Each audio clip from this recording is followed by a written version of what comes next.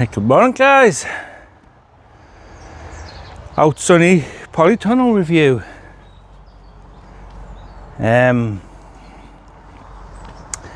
Pete, Cornish Gardens. I think that's his channel. Done a review on his. This one here is a 4x3 meters. 4 meters being the length. Amazon, 115 quid, something like that. This tunnel is approximately 7 months old. I'm going to show you how we put it down a little bit. So, if you follow me, show you the pros and the cons. This one's got a hinged door, and not the flappy one that Peter had mentioned. So I do like that, the door that opens on a hinge. Right, how we put this down?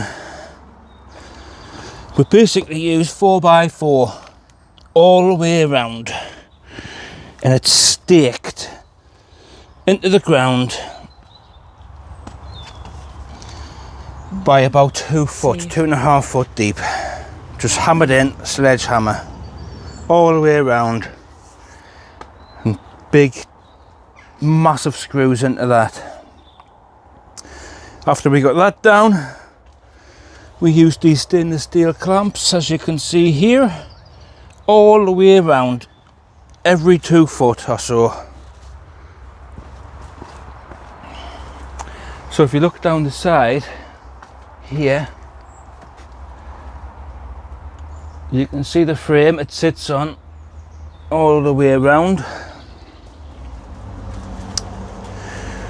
We then put the weed fabric control down on the floor. That was a sheet the exact size of the footprint for the tunnel. And then we started putting in our beds.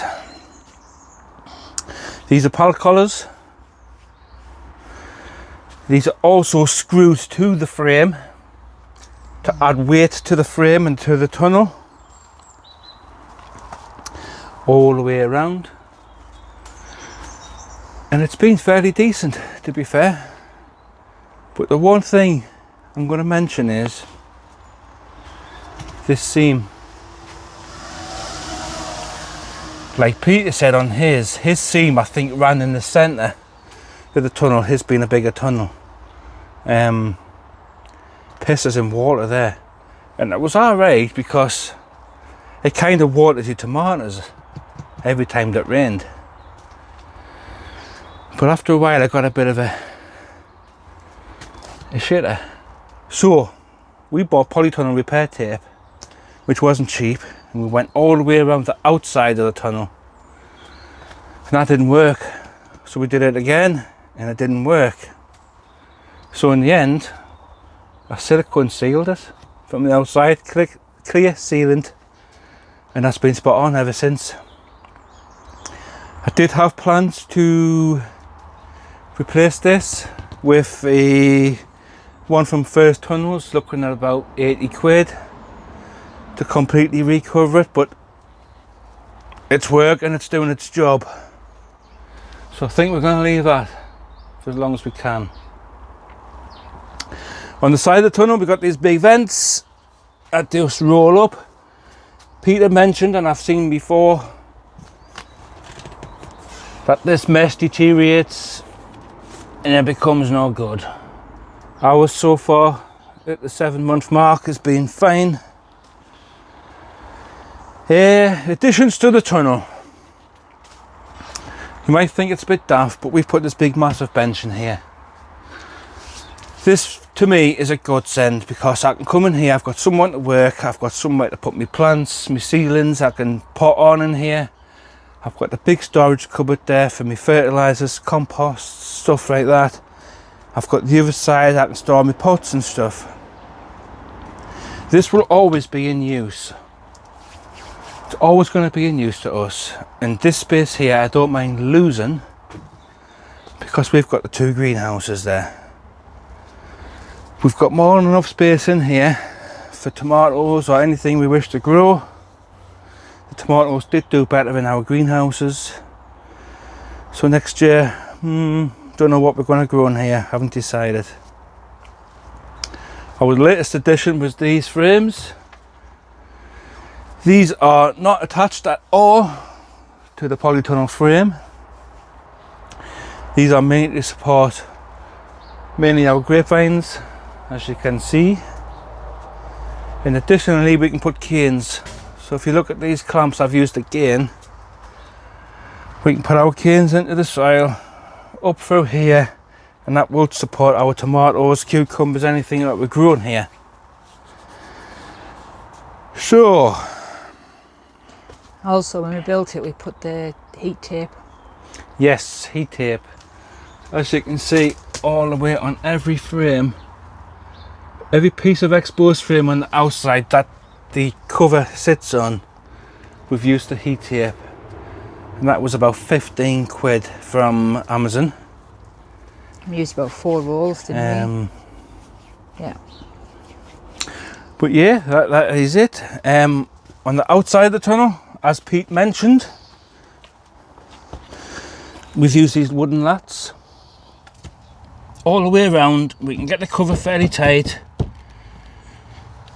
Screw the lats in all the way around. Them lats are just off a pine single bed. What you get on a single bed. All the way around.